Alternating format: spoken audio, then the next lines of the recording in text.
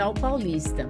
Estamos iniciando a segunda temporada depois do grande sucesso de lançamento em 2024, com o podcast 50 anos do Hospital Paulista. Essa nova fase contará com 4 episódios especiais. E para começar, vamos falar sobre um tema essencial para todos nós, a saúde da voz. Escolhemos esse assunto porque dia 16 de abril celebramos o Dia Mundial da Voz, uma data criada para conscientizar a população sobre a importância dos cuidados da voz e a prevenção de doenças vocais. E para enriquecer essa conversa, nós trouxemos aqui para o estúdio hoje 2 especialistas do Voice Center do Hospital Paulista, que é referência no diagnóstico e tratamento dos distúrbios vocais. Eu gostaria de apresentar a vocês os nossos convidados. Primeiramente, o Dr. Domingos Sushi. Corretíssimo. Que além de diretor do Voice Center, é professor, livre docente e associado da Faculdade de Medicina da Universidade de São Paulo e chefe do grupo de voz da Clínica Otorrinolaringológica do Hospital das Clínicas. Ele fez sua especialização em laringologia pela Universidade de Keio, em Tóquio, no Japão, e já foi presidente da Academia Brasileira de Laringologia e Voz e da Associação Brasileira de Otorrinolaringologia e Cirurgia Cérvico-Facial. Dr. Domingos, muito obrigada pela sua presença aqui hoje. Eu que agradeço. E também está conosco a doutora Luciana Fernandes Costa, médica do Hospital Paulista, formada pela Faculdade de Medicina da Universidade Federal do Rio de Janeiro, com especialização em voz pela Faculdade de Medicina da Universidade de São Paulo. Ela atua também no Hospital das Clínicas e já atuou no Instituto do Câncer de São Paulo. Obrigada, doutora Luciana, pela sua presença e vamos dar início ao nosso bate-papo. Como eu mencionei no início, dia 16 de abril é Dia Mundial da Voz e é uma campanha muito importante de conscientização. Eu queria que o senhor, Dr. Domingos, falasse um pouco sobre a importância dessa campanha para a população em geral. Antes de falar propriamente sobre a importância, eu queria fazer um breve histórico. A campanha nacional da voz começou em 1999, por iniciativa de um grande médico, otorrinolaringologista e cirurgião de cabeça e pescoço, lá de Porto Alegre, Dr. Nédio Steffen. Foi dele a ideia de criar essa campanha da voz, porque naquela época ele era o presidente da Academia Brasileira de Laringologia e Voz. E ele desenvolveu essa campanha justamente com o objetivo de conscientizar a população em relação à importância de se dar valor a alteração na voz que muitos pacientes apresentam. Porque para muitos a voz é simples um meio de comunicação e eles não dão a devida importância como dão os profissionais da voz. E por isso, muitos pacientes ou muitas pessoas apresentavam a rouquidão ou alteração na voz e não ligavam, não davam a devida importância. E por causa disso, naquela época, 20 anos atrás ou mais até, a ocorrência de câncer avançado da laringe era muito grande. E o câncer da laringe em específico, ele tem tratamento muito eficaz, se detectado no começo.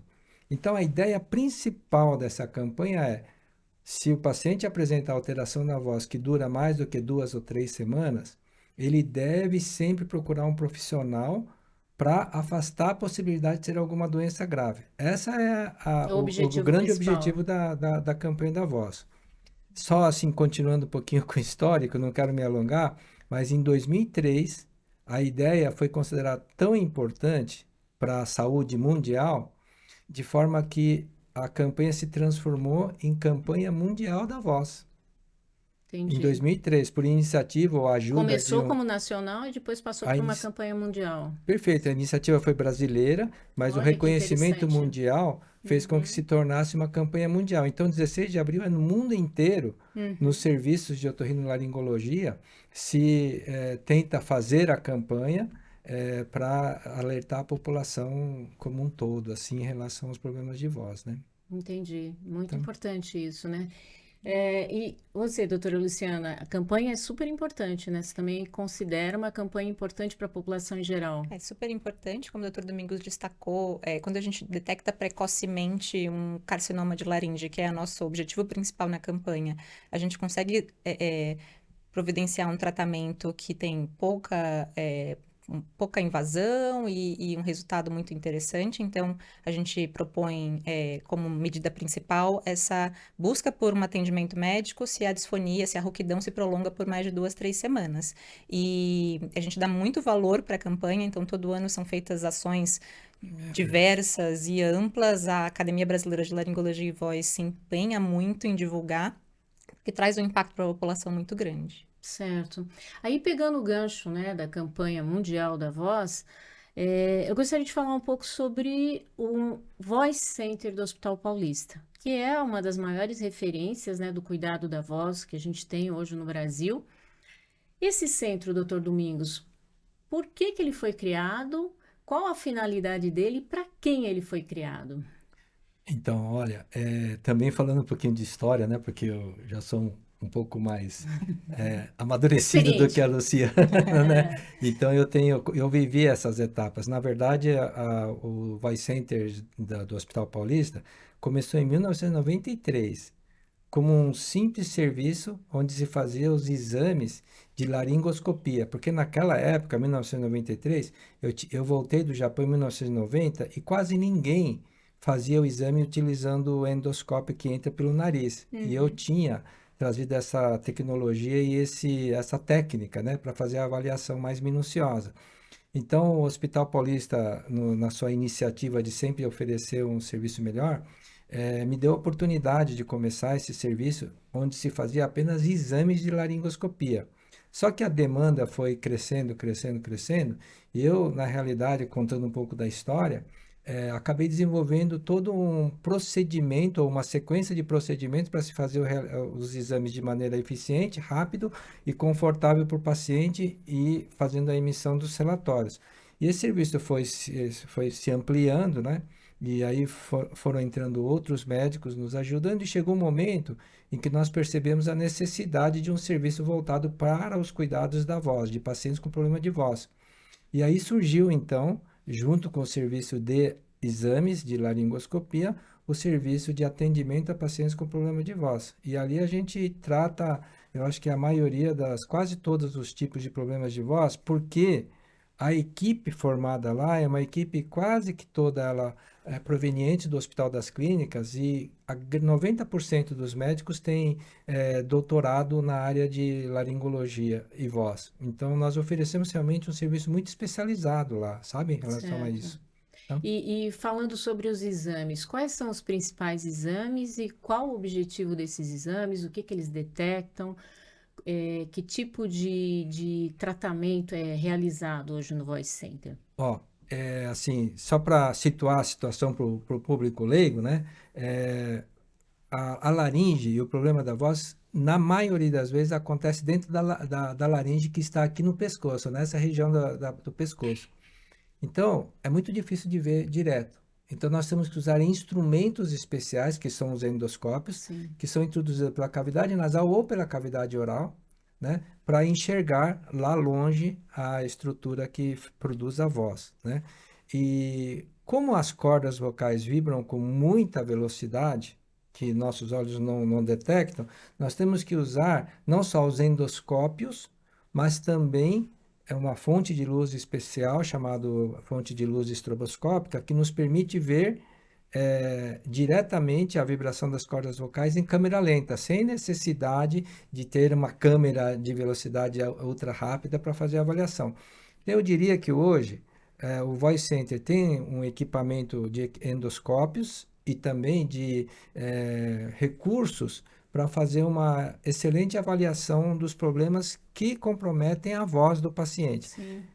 Como todos esses exames envolve a interpretação diagnóstica do médico, não só os equipamentos têm que ser bons, mas os médicos que estão por trás do equipamento têm que ser muito bem preparados para fazer uma interpretação correta. das doenças. E nesse ponto eu acho que o Voice Center é forte, porque todo mundo que trabalha lá tem uma grande experiência. Foram formados em serviços onde o enfoque era as questões vocais, né? Tá. Agora, nos últimos anos, a medicina tem avançado muito, né, com os recursos tecnológicos. Na área de cuidado com a voz, o que avançou exatamente em relação a tratamento, em relação a diagnóstico? Em relação a diagnóstico, a gente tem então esses equipamentos mais bem elaborados, cada vez mais com uma resolução de imagem melhor, né, que nos permite ver melhor. Em termos de tratamento, eu acho que o grande avanço foi realmente o tecnológico. Então, nós temos que utilizar microscópios potentes para fazer a avaliação das cordas vocais durante a cirurgia. Existe o laser de CO2 e também mais recentemente o Blue Laser, que são tecnologias avançadas que nos permite abordar as cordas vocais cirurgicamente com muita precisão, né? E eu acho que assim, a terapêutica para câncer de laringe avançou muito. Antes era ou cirurgia ou radioterapia. Hoje, muitos dos procedimentos cirúrgicos são substituídos por radioquimioterapia. Antigamente se operava para tirar toda a laringe, por exemplo. Hoje são raras as situações onde se tira a laringe inteira. Por quê? Primeiro, a campanha da voz fez com que os pacientes nos procurassem com Conscientizasse, né? precocidade. Uhum. Então, isso a gente encontra câncer menores, tumores menores. Segundo, o desenvolvimento da tecnologia terapêutica e também o tratamento medicamentoso, que são as quimioterapias, né? E a radioterapia também, cada vez mais focalizado na região da doença, sem causar grandes comprometimentos teciduais ao redor, etc. Então, traz mais conforto para o paciente. Então, em todos os aspectos, não só diagnóstico, mas também em terapêutica, houve um avanço considerável nos últimos anos. Comparando com a época que eu aprendi no Japão, houve nesses últimos 20, 30 anos um desenvolvimento brutal nessa nossa área. Sim. Bom, a gente falou sobre diagnóstico, sobre tratamento, sobre avanços tecnológicos. Vamos falar um pouco agora sobre prevenção, principalmente para aqueles profissionais que usam a voz como instrumento de trabalho. Quais os principais problemas que, no caso aí, chegam ao Voice Center e de que forma é possível prevenir essas doenças? Só para reforçar, lá no Voice Center a gente tem todo o equipamento e atualmente acho que o ponto que evoluiu muito foi essa qualidade da imagem. Então a gente considera, né, isso ainda é uma verdade, que o diagnóstico final a gente só consegue passar numa laringoscopia com microscópio, mas os equipamentos evoluíram tanto que no consultório hoje a gente consegue ter uma avaliação muito fidedigna do que a gente vai encontrar em cirurgia, caso seja um caso cirúrgico, né? Pensando, a campanha da voz, ela foi desenvolvida para a gente conseguir atingir esses pacientes com uma lesão que pode ser suspeita e que podem ser submetidos a um tratamento precoce. Mas a gente também no Voice Center sempre foca na prevenção dos pacientes que são profissionais da voz, que a gente sabe que tem um fator de risco para desenvolver doenças benignas, né? Aí não as malignas, mas Sim. as lesões benignas. Então, a gente estimula que esses pacientes façam um segmento e não apareçam só quando o problema já está instituído. Então, nesse ponto de diagnóstico, e lógico que durante a consulta a gente passa medidas de prevenção em relação a fatores de risco. Os mais tradicionais, pensando em tumor, a gente fala de álcool e de cigarro, que é super importante, mas tem os outros fatores que levam ou podem levar a lesões benignas. Então, o esforço vocal, alguns fatores alimentares, por exemplo. Aí tem outros itens que a gente sempre em consulta levanta com o paciente, tenta entender o que pode estar acontecendo, às vezes até estresse, por exemplo, ou outras questões que podem piorar o desempenho vocal, o uso da voz e que podem, em algum grau, ser causa das alterações, das lesões que a gente observa. Má alimentação também, né, doutora? Má alimentação também. Refluxo é uma condição muito associada aos distúrbios vocais e a alimentação moderna é uma alimentação que facilita refluxo, porque a gente come fora de casa o tempo todo. Café é um alimento muito associado. Para um profissional da voz, o café é um alimento que, além de piorar o refluxo, ele pode piorar refluxo, ele também funciona como um diurético, e o ressecamento da corda vocal é um fator que facilita a lesão quando existe trauma.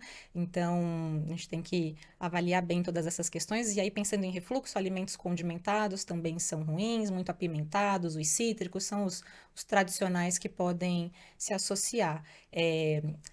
fugindo um pouquinho de voz, mas quando a gente fala de laringe, a gente tem que lembrar também das alterações para se alimentar. Então, é super importante, embora a campanha da voz foque em voz, mas a gente está falando de laringe, e aí outros sintomas que chamam a nossa atenção são alterações de deglutição. Então, se o paciente tem engasgo, por exemplo, é mais um fator que a gente leva em consideração nessa avaliação global da laringe, né? Além da questão de voz, além da rouquidão.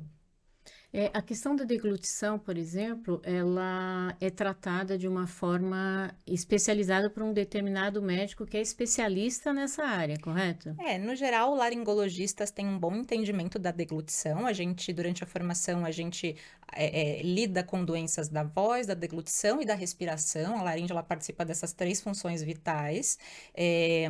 Mas alguns laringologistas se especializam um pouco mais, porque é uma área muito rica, e a gente lida com pacientes complexos, às vezes. Às vezes não é o paciente que é o típico da otorrino. Às vezes são pacientes que têm doenças neurológicas, por exemplo, que têm outras comorbidades que apresentam distúrbios da deglutição. Então, é um mundo de assunto e exige uma subespecialização, muitas vezes. Roseli, se você me permitir, a doutora Claro. Luciana, ela está no Hospital das Clínicas para cuidar da parte de deglutição. Porque nós tínhamos uma necessidade de um profissional nessa área e ela, então, agora está assumindo lá a parte de deglutição do departamento de otorrino. Parabéns. Então, é uma pessoa muito competente nessa área, né? Roseli, você falou em prevenção. Sim. Eu acho que é interessante falar para a população Claro. 2 aspectos, né, em termos preventivos. Primeira coisa que eu acho que a população tem que saber é que se o paciente ou o indivíduo apresenta alteração na voz mais do que 2, 3 semanas, tem que avaliar para ver o que é. Essa é a Não primeira dá para coisa. tratar com uma normalidade, Com uma né? normalidade. Então, Segunda coisa é que todo mundo que usa a voz está predisposto a ter uma coisa chamada fonotrauma. O jogador de futebol machuca o joelho por traumatismo. certo. O profissional da voz machuca a corda por traumatismo também, pelo uso. Então, principalmente profissionais que dependem da voz, se perceber alguma alteração, também deve ser avaliado. Mas, mais que isso, aqueles que usam a voz com muita intensidade, que são principalmente os cantores e atores, Sim. eles devem fazer uma avaliação preventiva Quase é um periodicamente. exame de rotina. Exame de rotina, uma vez por ano, uma vez cada 6 meses, porque o fonotrauma começa com inflamação que muitas vezes é subclínico. E se for detectado essa inflamação subclínica nessas avaliações de rotina, ele pode prevenir tomando mais cuidados no momento de usar a voz ou recebendo orientação específica para isso, que em geral é dado não só pelo otorrino, mas também pelo fonoaudiólogo, principalmente pelo fonoaudiólogo. Que é um trabalho conjunto, É um trabalho né? conjunto, exatamente. Entendi. Super importante as informações aqui hoje relatadas dentro desse tema, saúde da voz. Eu agradeço muito a presença de vocês aqui hoje, doutor Domingos, doutora Luciana. E você que nos acompanha no podcast do Hospital Paulista, não deixe de assistir o próximo episódio. Sim, nós vamos falar sobre cirurgias nasais. Até lá!